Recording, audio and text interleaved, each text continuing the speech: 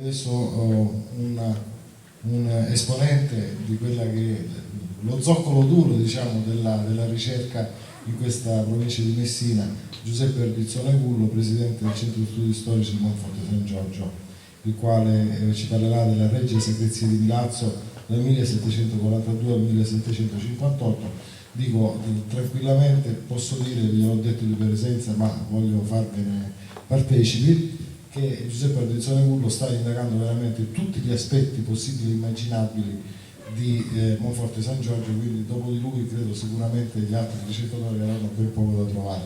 Quindi passo la parola a Bera per una piccola biografia. Socio della Società Messinese di Storia Patria, dell'Associazione di Storia Postale Siciliana, dell'Istituto Novecento e di altre associazioni culturali, è presidente del Centro Studi Storici di Monforte San Giorgio. È autore di vari saggi di storia locale, tra cui La terra e il castello di Monforte, dalle origini al XVI secolo. Ha collaborato con molte riviste culturali, tra cui Paleocastro e Sicil Post. Questa mia comunicazione sulla segreteria di Milazzo nasce da una ricerca che ho fatto presso l'Archivio di Stato di Palermo, nella sezione del Tribunale del Real Patrimonio tra i conti civici, dove ho trovato una serie di registri che riguardano le varie segreterie siciliane. Qualche anno fa ho pubblicato quella di Sant'Agata del Militello, che è importante perché ho visto qual era il movimento delle merci in entrata e uscita, e quindi ho pensato bene di studiare le segreterie che sono vicine alla città di Messina. La costa della Sicilia tirrenica, compresa tra Capo Peloro e Capo Boero, oltre ai grandi porti di Messina e Palermo nel XVIII secolo, era costellata da una serie di scale marittime di piccola dimensione che favorivano il trasporto delle merci in un periodo in cui le comunicazioni terrestri erano difficili per la mancanza di buone strade di collegamento, al contrario del trasporto marittimo, che garantivano la puntualità delle consegne e la sicurezza del trasporto. Per questo motivo gli operatori economici del tempo preferivano far viaggiare le loro merci su battelli di varie dimensioni che in poco tempo potevano raggiungere qualsiasi destinazione sia per intraregno che per fuoriregno.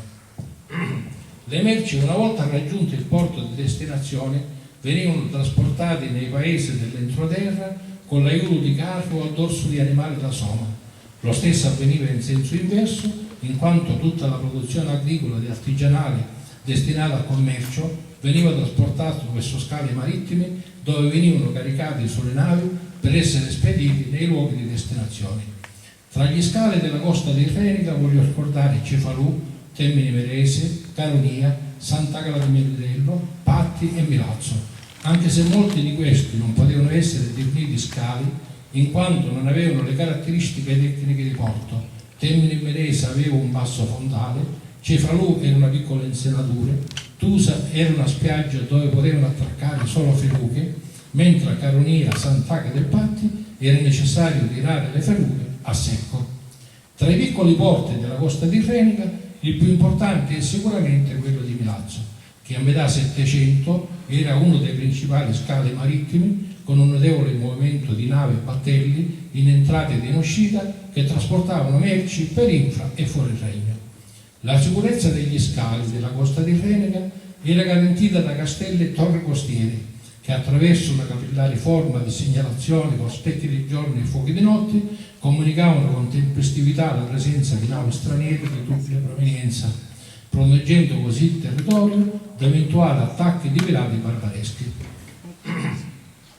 Tra le principali torri costiere esistenti tra Milazzo e Messina voglio ricordare quella di Capo Rosocolmo, di Divieto, il castello di Bauso, il castello di Spadafora, mentre da Milazzo a Sant'Agata esistevano la torre di Pozzo di Cotto, la torre del Cantone, quella di Sale di Ca, che era anche una torre di Tonnara, la torre di Furnari, il castello di Olivieri, la torre di Tindere, la torre della Marina di Patti, quella di San Giorgio, la torre di Capo Calavà, quella di Piraino, la torre delle Ciaule, la torre di Brolo, quella di Capodorlando, la torre nuova detta pure del Gatto, la torre del castello di Sant'Agata, la torre di Acquedolce, la torre del Lauro e così via fino a Palermo.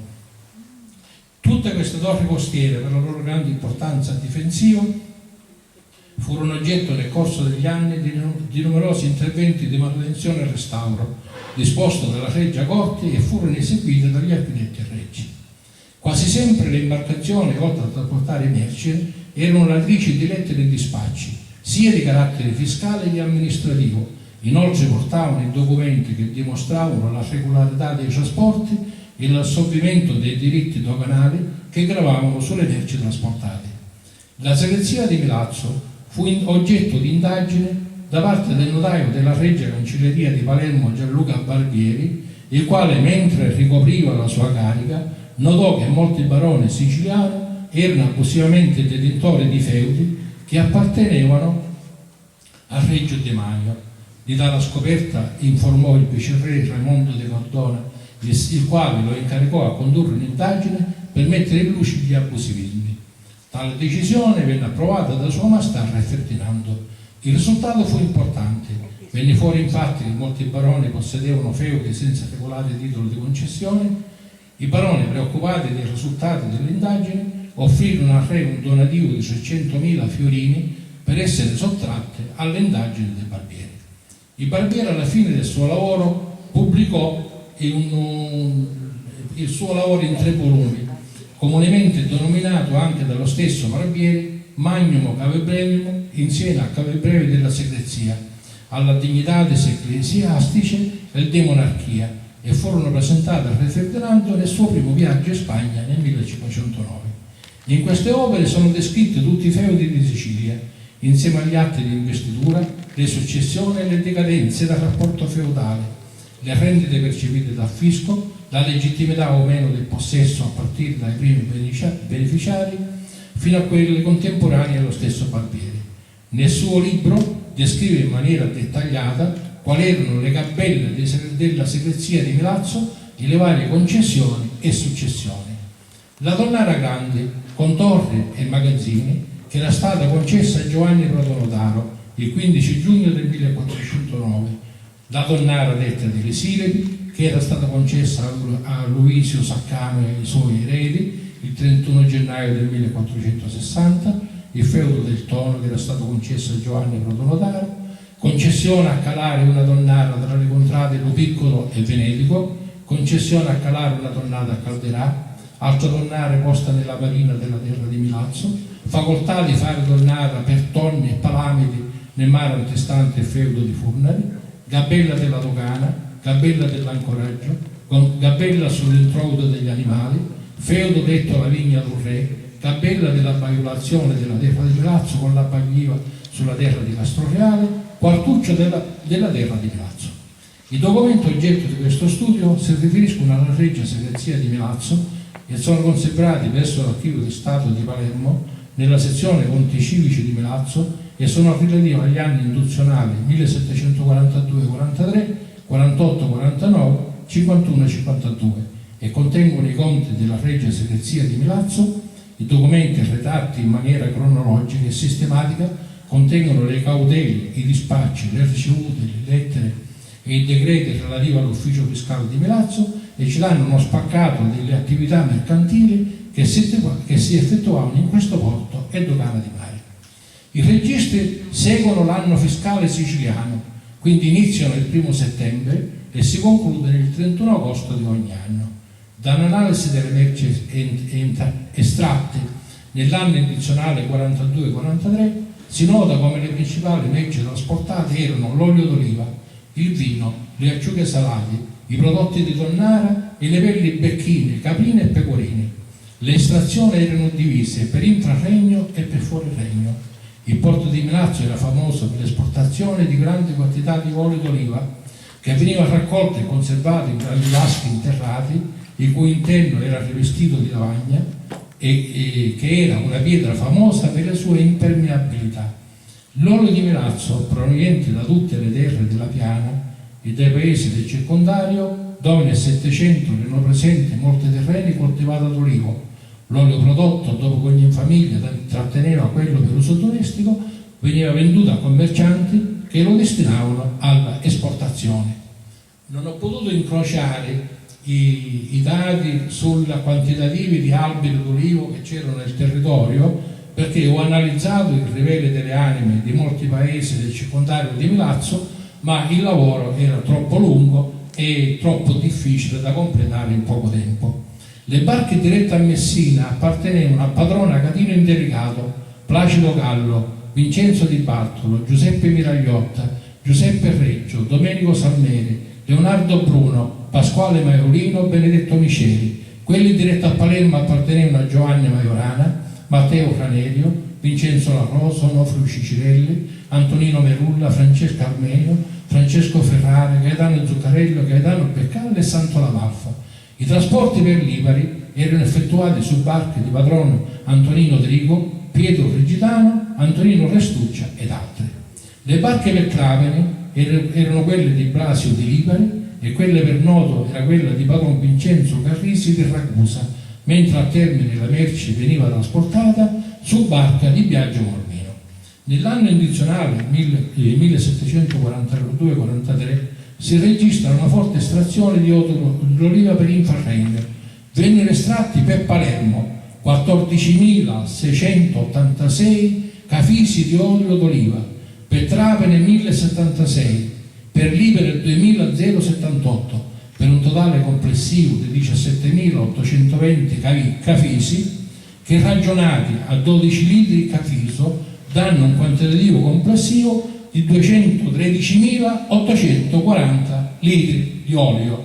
Come vedete, una cifra molto considerevole.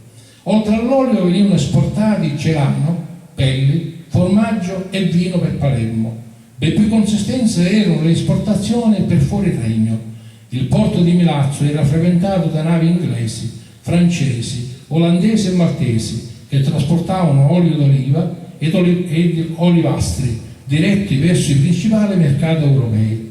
Per Genova vennero estratti 18.481 cafisi d'olio, per l'Olanda 3.650, per la Francia 6.193, per Malta 4.250, per Venezia 3.007, per l'Inghilterra 39.192 cafisi, per un totale complessivo di 74.733 cafisi di olio, che corrispondono a 896.796 litri.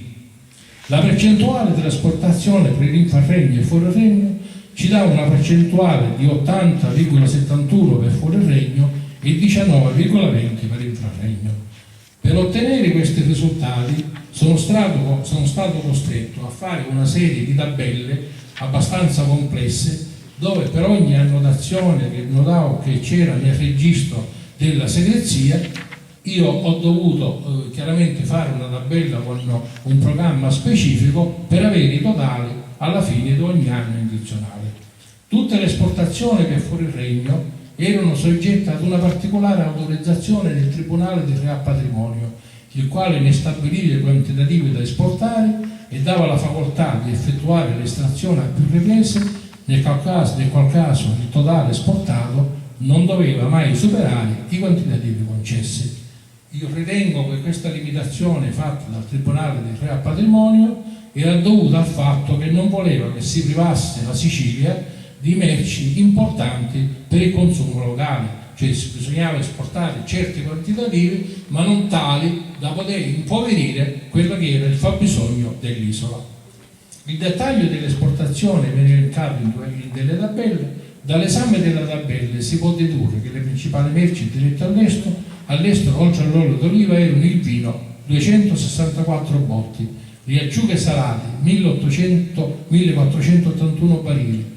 Per infraregno le principali esportazioni oltre all'olio erano le pelli becchine, caprine e baccine 1108 dirette a Palermo. L'olio veniva acquistato in grossi quantitativi per conto di società francesi ed inglesi dall'intermediario Don Gioacchino Bonaccorso, che operava per i negozianti inglesi Allen e Porten e Chamberlain e Koch. Anche l'ordine gerosolimitano acquistava grossi quantitativi di questo prezioso prodotto. Tra le principali vascelle dirette all'estero c'erano la goletta di Capitan John Ricciardi, quella di Padron Pietro Gino di Francia, di capitano Felice Sai, del capitano inglese Roberto Sanders e dell'irlandese Manuz, Corneli e Adriana Lessi. Erano pure presenti i genovesi capitano Amedeo Viale, Luciano Canava, Francesco Giannone e Giuseppe Bono. Nello stesso periodo, 42-43, arrivavano a Milazzo merci provenienti da vari porti siciliani, quale Messina, Catania, Palermo e Siracusa, sicuramente per uso locale o per uso dei paesi della piana. Da Messina arrivavano Padovani, Londres, Scottini, Sai Imperiali, Camellotti di Germania, Tele, Cambrai, Galluzzi di Capicciola filata, stoffe di Genova, panni ed ancora oro lavorato, argento lavorato a martello, perle e gioie varie, ambre, coralli e granatini. Da Palermo alla Lunghi, libani di Barcellona, abiti di velluto carronati, importati per il principe di Villafranca. Da Siracusa cantoni di pietra da taglio e mele di aula, da Dusa sarde salate. Da naso frontale di tonno, occhi di tonno, bursonaglia di tonnacchio, alla lunga, ossame vario. Da Catania riso in sacchi, per conto del principe di Padron Castello. Da Augusta 30 cantare di Carrubbe di Noto. Nell'anno 1748-49 era regio segreto e procuratore di Sua Maestà per Milazzo, Pozzo di Cotto e i loro territori, Don Paolo Lucifero, discendente da una famiglia di origine napoletana che si era stabilita prima in Calabria e successivamente in Sicilia. A Rometta, tra la fine del 400 e i primi del 500, erano presenti il notaio Lucifero De Lucifero, di cui è documentata l'attività dal 1472 al 1512. Era pure presente Andrea Lucifero con i suoi figli Vincenzo, Dionisio, Federico e Pietro e la moglie Dora, Federico Lucifero, primo notaio di Gualteri e successivamente di Rometta. Da Federico Lucifero discende Giovanni Battista che fu sacerdote, e Paolo che sposa Antonio Monforte e Carlo. Da questo personaggio discende poi quel Paolo Lucifero che fu segreto per la segreteria di Milazzo. Per gli anni 1748-49 si conserva presso l'Archivio di Stato di Palermo tra i conti civici una busta, la numero 3193, contenente dei fascicoli relativi agli anni sopra citati. Il primo fascicolo contiene conto di informazioni che presenta Don Paolo Lucifero, Regio Segreto il nostro procuratore di Sua Maestà nel Supremo Tribunale del Real Patrimonio, per l'estrazione dei presidi e redditi incorporati alla Regia Corte, esistenti in questa città di Milazzo, Pozzo di Cotto, comarca e loro territorio nell'anno addizionale 1748-49. La Regia Segreteria di Milazzo gestiva inoltre i beni che erano stati sequestrati ai cittadini che avevano partecipato ai moti rivoluzionari contro la Spagna avvenuti a Messina. In un fascicolo è riportato l'elenco completo dei beni espropriati, per cui venivano segnati i proventi derivanti dalla vendita dei beni o gli incassi ottenuti dalla gestione degli stessi negli anni in cui erano in possesso dell'ufficio fiscale. A foglio 18 del registro si legge qualcosa per quanto riguarda la Tonnara Grande nel porto di Milazzo, che era stata espropriata al proprietario che era il principe di Caserta e veniva gestita direttamente dalla Regia Segreteria di Milazzo. Esiste un'altra annotazione: gabella d'olio per conto delle franchezze dei messinesi nella terra di Venetico e San Martino, beni incorporati per conto ordinario. Mi faccio carico della gabella di Daissei per Cantara, che si esce agli torchi nella terra di Venetico e San Martino, per conto di franchezze di messinesi che prima della passata guerra possedevano franchi ingabellati a Domenico Giordano di Venetico per anni 4, 2 di fermo e 2 di rispetto. A tali 7 anni, dal 1 settembre 1746, idem per franchezza di Seta di messinesi tra i 2 per libra, che esce dal Mangonello lo stesso Gabelloto. Per i beni incorporati c'era pure una casa grande esistente nella terra di Roccavaldina, posta di rimpetto all'ospizio della venerabile chiesa delle anime del Purgatorio, appartenente a Don Vincenzo Vaiola, che fu bandito. Nel fascicolo 2, Francesco Catanzaro, procuratore del Tribunale del Real Patrimonio in Milazzo, e Doppiangelo Vaccarella, mastro notario della segrazia, fanno una dichiarazione.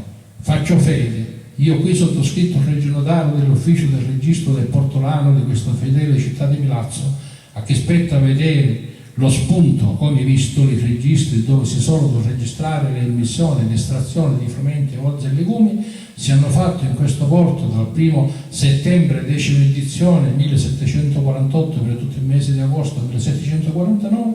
In questi non si trova pervenuto il mio potere per conto dei diritti spettanti portunamente sotto le infrascritte partite. Barca di Francesco Camela venuta il 18 settembre 48, che consegnò salme 140 d'orzo misura grossa, barca di Vincenzo Pantlomeni che portò 124 frumenti di misura grossa, barca di Filippo D'Angelo venuta il 28/9/48 salme 123 e tumulo di 13 di frumento misura grossa, e così via. Fa un elenco di tutto il frumento che è arrivato a Milazzo negli anni 1748-49, sicuramente per uso pubblico. Facendo un esame e una tabella di tutte queste immissioni di frumento, noi abbiamo che le importazioni al 18 novembre fino al 26 marzo 1749 erano state 1320 salme di grano e 140 salme di orzo. Tra le carte esaminate si trovava il privilegio e si trova il privilegio del 15 settembre 1748 rilasciato dal viceré per l'estrazione di beni diretti alla città di Lipari e alle isole Eolie. Il viceré, su richiesta dei giurati di Lipari, in osservazione degli antichi privilegi, conferma il privilegio di estrarre per isole da tutti i regni, le regge segrezie del regno, i seguenti generi: buoi e vacche di guasto 225, buoi d'aratro 75, porci 276, castrati 750, muli di centinolo 15, olio cantara 475, formaggio cantara 412, tonnina barile 375, vermicelli e maccheroni cantare 112, zucchero cantare 11, carne di porco salato cantare 112, saggina carrate 75, miele d'ape cantare 22, polvere cantare 11, cacio-cavallo ricotta salata 12, sarde salate e barile 16. Si devono dedurre dalla sopraddetta quantità di formaggio e tonnina. Sono pure annotate le gabelle del vino che devono la città di Milazzo e Pozzo di Cotto. Viene pure elencato il conto dell'estrazione di vettovagli che si estraggono dalla segrazia per fuori regno.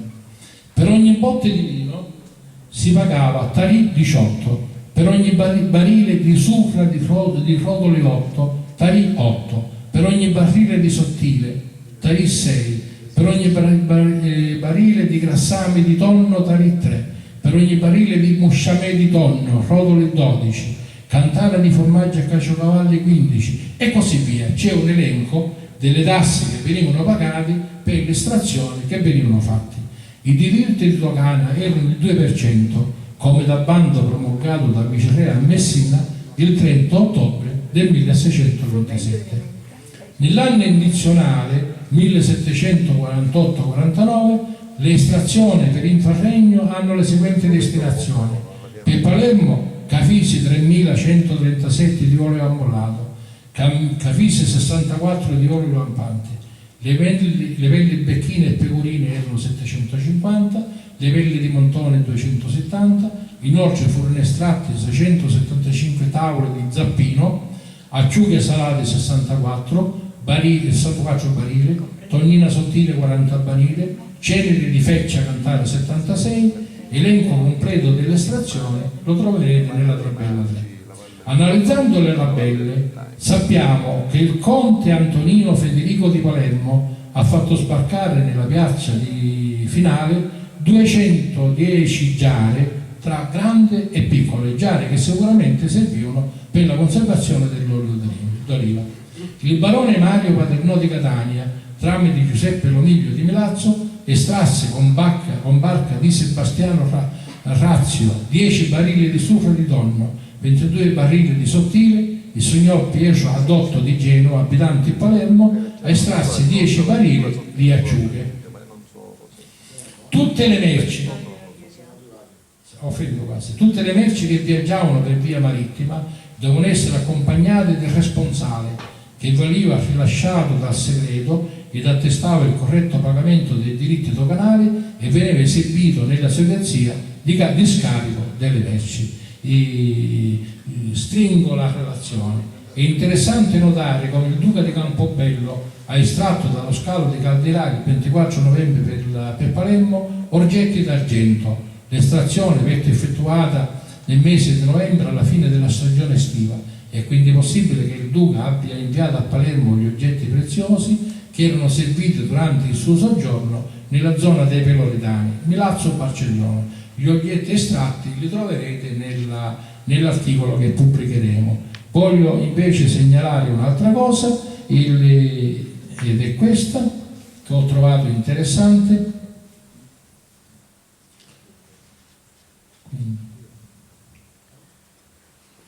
Allora, in occasione della fiera della Madonna dei Sette Dolori, il 19 settembre del 1751, arrivarono da Palermo drappi di seda con lavori in oro e in argento. Nel mese di giugno del 1752 arrivarono da Palermo numerosi oggetti d'argento, boccale, sottocoppa, palangana, spada, mentre è interessante come il 12/8 del 1752 arrivarono degli oggetti che erano destinati alla chiesa della Canderola di Castroreale: una sfera d'argento, uno scudo con fiore, una Madonna con 2 angeli, una corona d'argento, uno Spirito Santo d'argento, 2 tabacchiere d'argento. Per chiudere l'argomento, vi voglio dire che con le stesse barche arrivarono a Milazzo un certo quantitativo di denaro contante che veniva trasportato ed inviato dagli importatori dell'olio e delle varie merci che importavano da Milazzo e che mandavano sulle barche, quindi su alcune barche sicuramente sicure, sicuramente fidate, tutto un certo quantitativo di denaro contante per pagare la merce che avevano esportato. Tra le altre cose, arrivato a Milazzo ci fu pure una carrozza, un berlingotto che venne scaricato nello scalo di Calderà. Vi ringrazio della